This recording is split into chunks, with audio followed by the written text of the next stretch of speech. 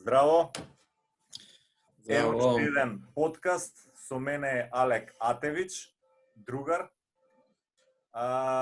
Во последниот период снимаме подкасти со повеќе луѓе што имаат социјалистички и комунистички убедувања, кои што се нарекуваат и левичари, и активисти и така натаму, но во овој случај ќе разговараме за една прилично издржана и темелна програма на организација која што е марксистичка во својата основа и која што постои десетина години, која што има што да каже во овие моменти. Јас насловот на овој подкаст Алек го нареков Црвени мерки, така како алузија на марксистичката организација од кај што потекнувате, која што беше нели фракција во левица. Така што би сакал малце да дадеме едно интро од твоја страна за организацијата и така натаму, а потоа ќе се осврнеме и на овие што ги говориме мерки, кои што се навистина од моја гледна перспектива точка прилично интересни и ќе одиме со тек. Повели, але.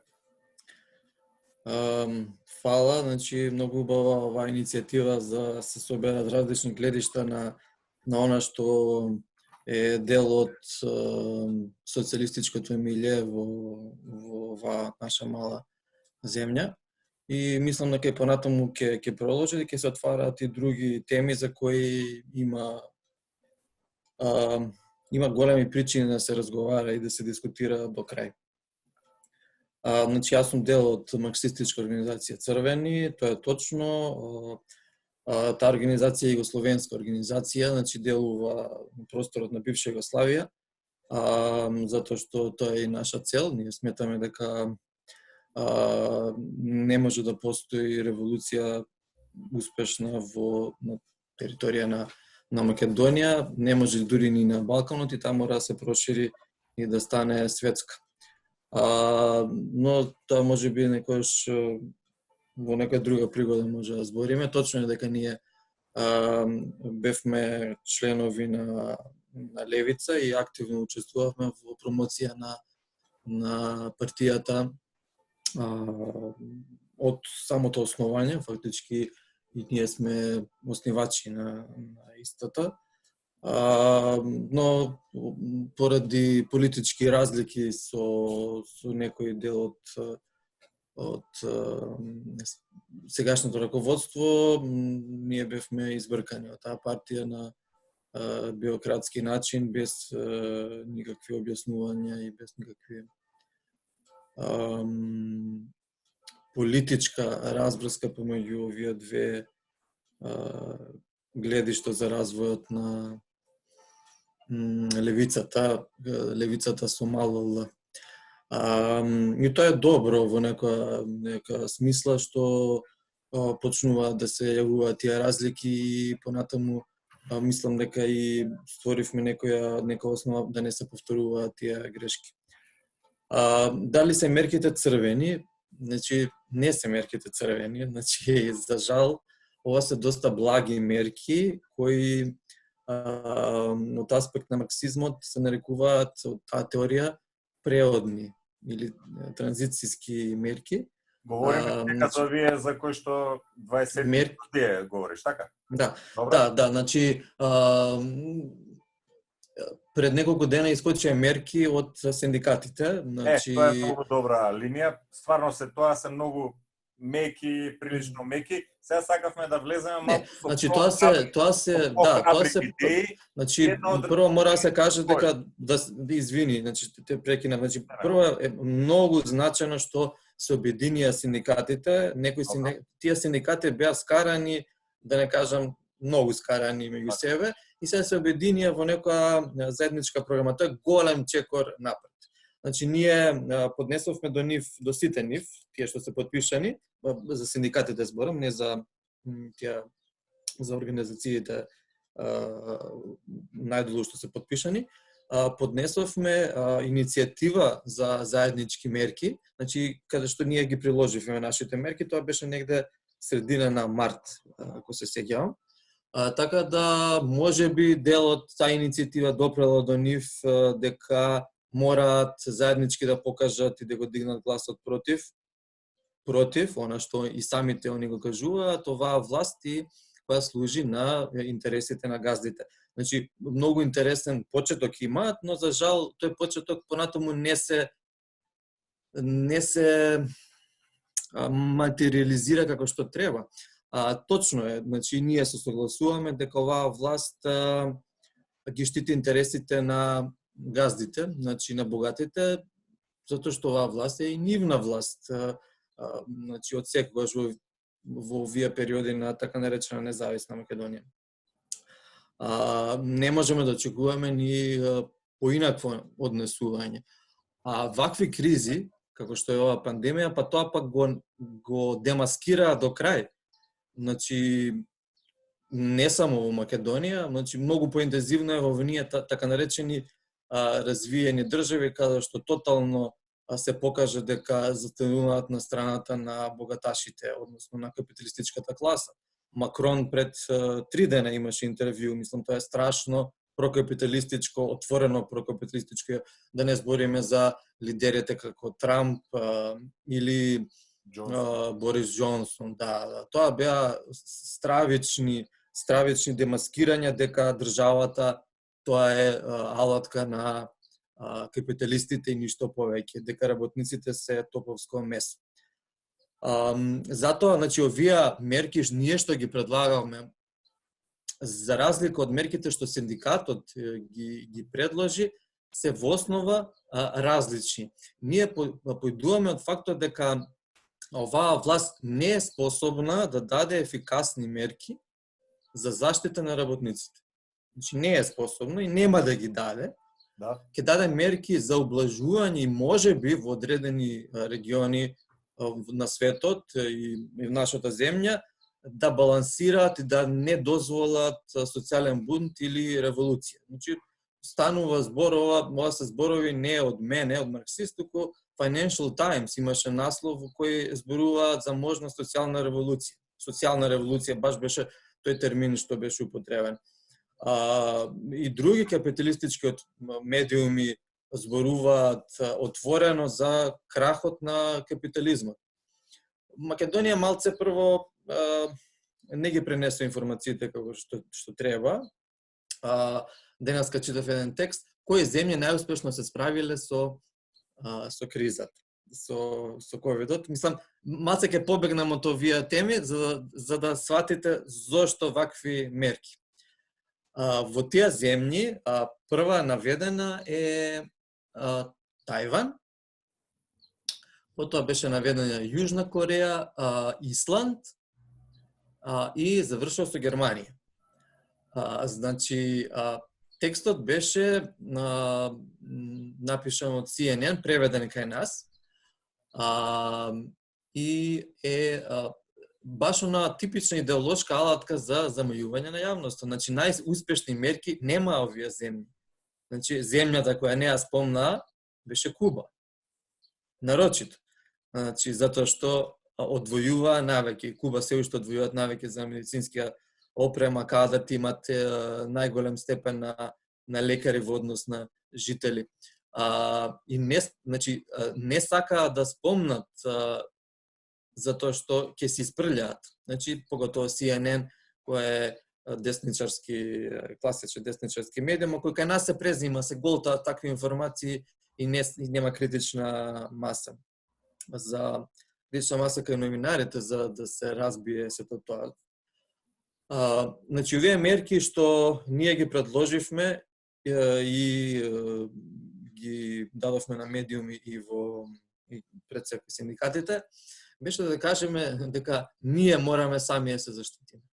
Значи, насловот на мерките и мотото е со штрајк за нашето здравје. Значи, може ли да... Текстот е напишан, текстот на мерки е напишан многу, значи, пред објавен пред месец дена, но напишан пред малце повеќе од месец дена, значи кога многу имаше скептици за размерот на оваа пандемија. Може ли да одиме во некој од нив, бидејќи тоа можеби на почеток требаше да го кажеме, па една по една, да речеме, не мора сите 20 да ги образложиме, но ќе образложиме еден добар дел. Ова е многу интересна обврска за бесплатни здравствени услуги во приватните клиники на трошок на државата, а по цени од јавно здравство. Сосем логично.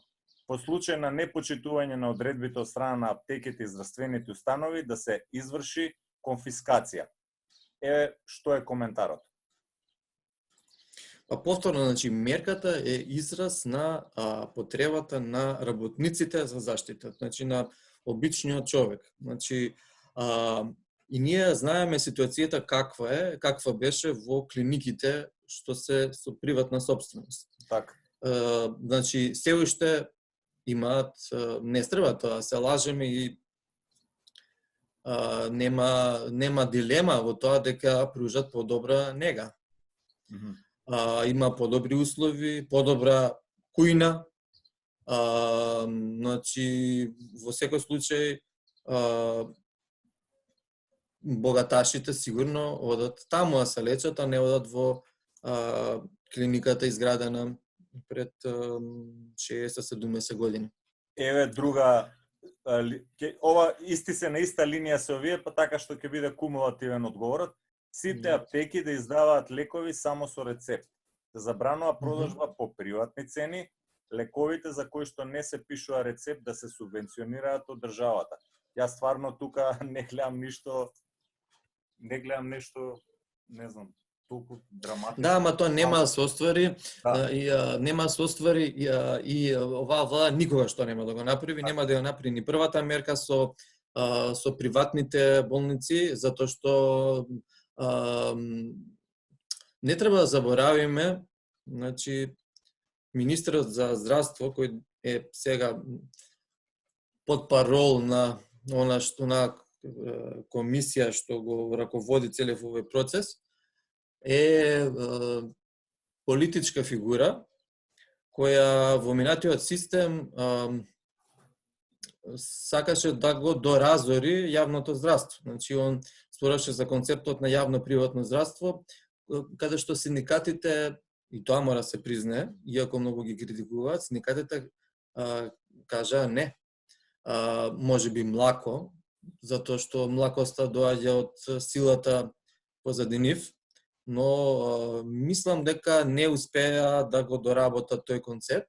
Так. И власта на СДСМ не успеа во концептот на јавно-приватно здравство. Многу полоша ќе беше ситуација, така тие ги спроведе овие прокапиталистички мерки. Значи, овој министер политички е десничар, иако владата на СДС така има СД во себе. И сега, дали можеме да очекуваме, дали воопшто дека може да размислат за вакви работи? Апсолутно. Сите потези на Филипче се, не знам, комплетна приватизација. Лани ќе затвара јавни болници. Тоа луда работа. Приватни клиники на детска хирургија.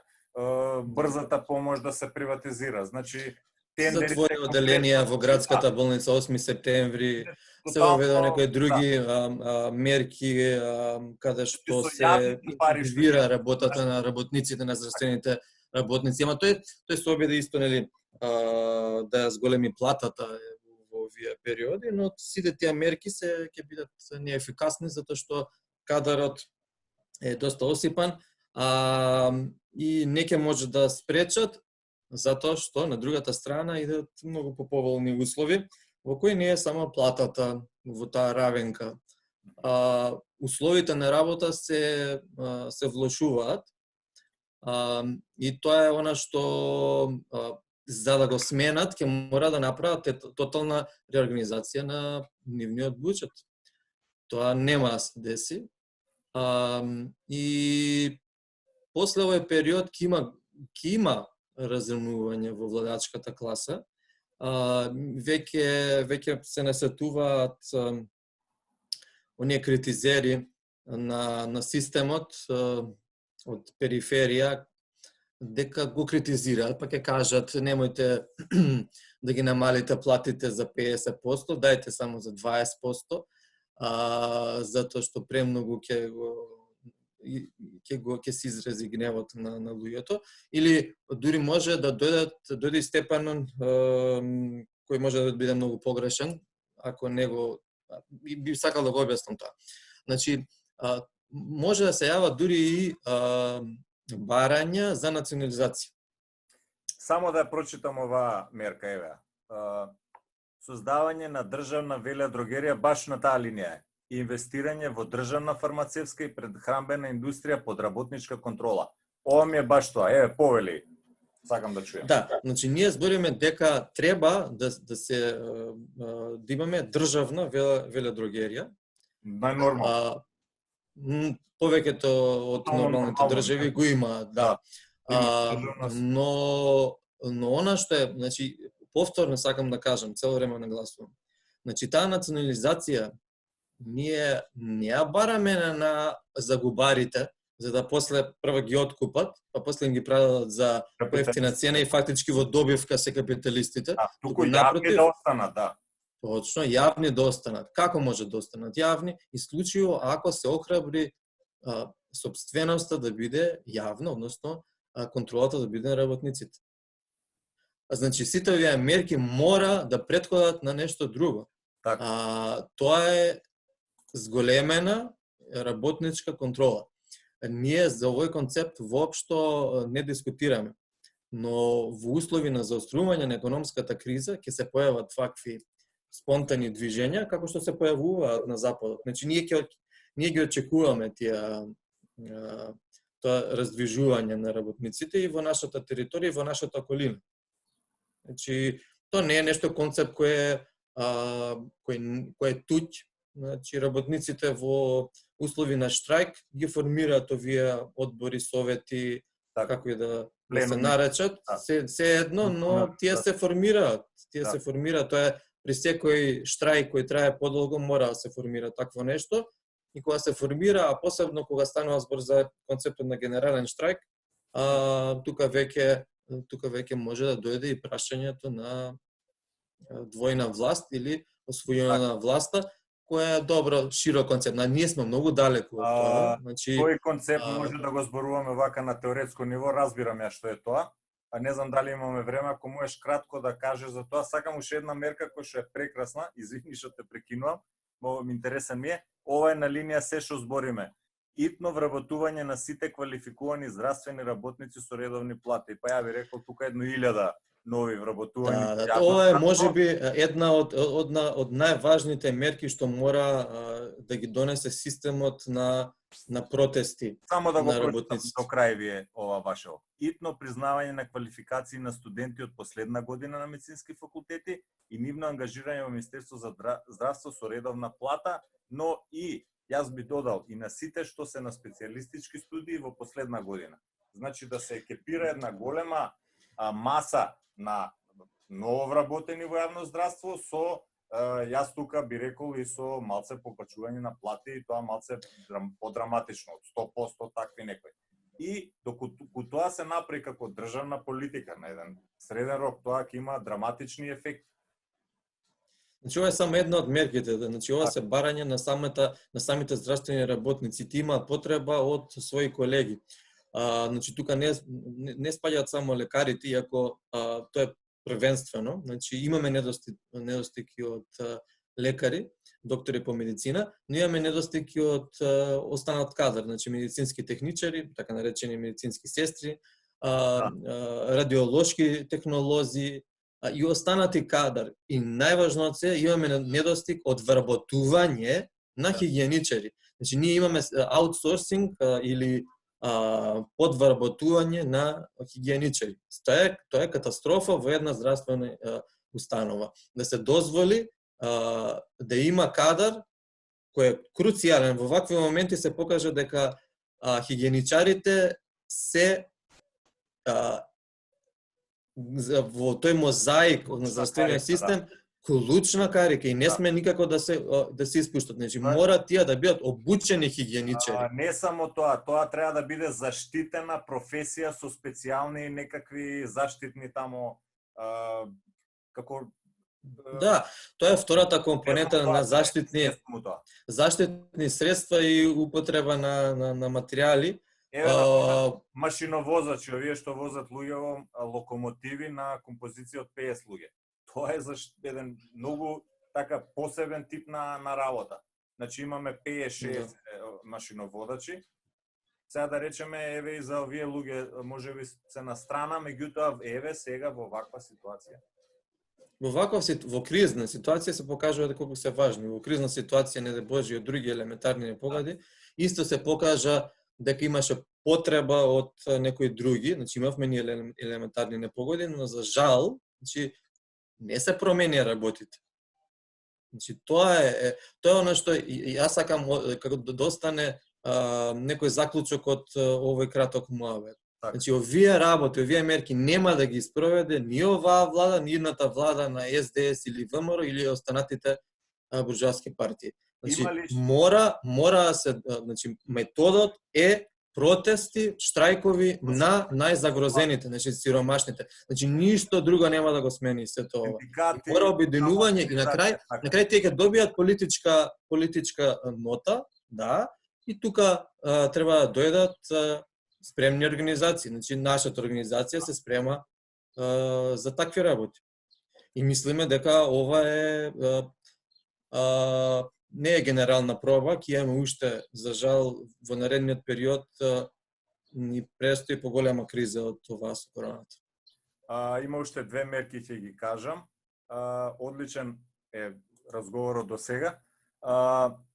Едната се однесува генерално на национализација на сите индустријски постројки што произведуваат неопходни материјали и средства за борба против коронавирус. И сега дигресија малце на друга тема. Еве може со ова да, ако сакаш да коментираме или да завршиме, ова ми е на линија на комплетна дигитализација на буквално на све, на цело културно богатство што е создавано цел 20 век, универзитети, филмови, видео и така натаму, бесплатен софтвер, воведување на бесплатен интернет за секое домаќинство, тоа ми е право, уставно право треба да биде. Може ли малку на оваа тема, на дигитализацијата, да речеме, и горе-доле мислам дека доста кажавме, така што... Ние доста кажавме, но не кажавме најосновна работа. Тоа е прва мерка која треба да се доведе, забрана за отпуштање на работници. Значи, добро. Значи, ни под која попуштање на синдикатите за оваа работа. А втора работа е дека мора да си останат со исти плати. Доколку нема пари во тие големи фирми, тогаш треба да се отворат. Има пари, јасно е. А зошто викам има пари? Ќе се отворат книгите, ќе видиме. Ако навистина нема, тогаш државата треба да помогне, да. Но кога ќе се отворат книгите, да, е Стопанска банка, Комерцијална банка, или тоа имаат профит, или алкоолоидите, или супермаркетите во овој момент. Значи, не може. Тоа е очигледно на секој дека не само супермаркети за храна, то су супермаркети, не знам, од типови на Нептун, Сетек, тие сега имаат профити како никогаш повеќе, што немале. Друга тема е да земеме да ги анализираме 500 најбогати фирми во Македонија, да видиме кој во што е. Но доста работи кажавме, еве ќе Вака, значи една работа само што треба се, значи ние не можеме сега во време на криза, значи мораме да бидеме реални. Не смееме системот да го направиме уште полош. Значи ние не смееме сега да бараме национализација на фирми кои ќе успеат да се приклучат на борбата против оваа криза. Значи не смееме да го правиме системот понестабилен отколку што е. Значи ние треба да помогнеме да го стабилизираме, а начин на стабилизација е тие фирми кои не соработуваат, кои отпуштаат работници, едноставно се отвараат книгите и се утврдуваат. Доколку на вистина има потреба, ќе се национализираат или експроприираат, ако не сака да соработуваат, но не може да ги заплашуваме останатите фирми, аптеки во Македонија, например, дека ќе им се изврши. Не, таква работа е далеку од нешто што работниците во тие аптеки или воопшто населението би сакало да го направи. Значи, нас не треба стабилност сега во овие моменти и припрема за наредниот период кој ќе биде полош. Алек, фала ти многу. доста се кажа, може доста теми да се развијат во посебни емисии, теоретска дискусија, двојна тензија, интернационализам и така натаму. Идејата јас би сакал да имаме и некој диалог и можеби повеќе да организираме така. Идејата беше да се охрабрат синдикатите, да ги оснажат своите хоризонтални организации, да баталат партии и цело тоа со точка, и да се оснажат и да го чекаме моментот на, не знам, ако биде генерален штрајк и така натаму. Поздрав и да надеваме дека ќе бидеме незатекнати, ќе бидеме спремни во тие моменти да полесно да го кажеме она што го мислат сите работници.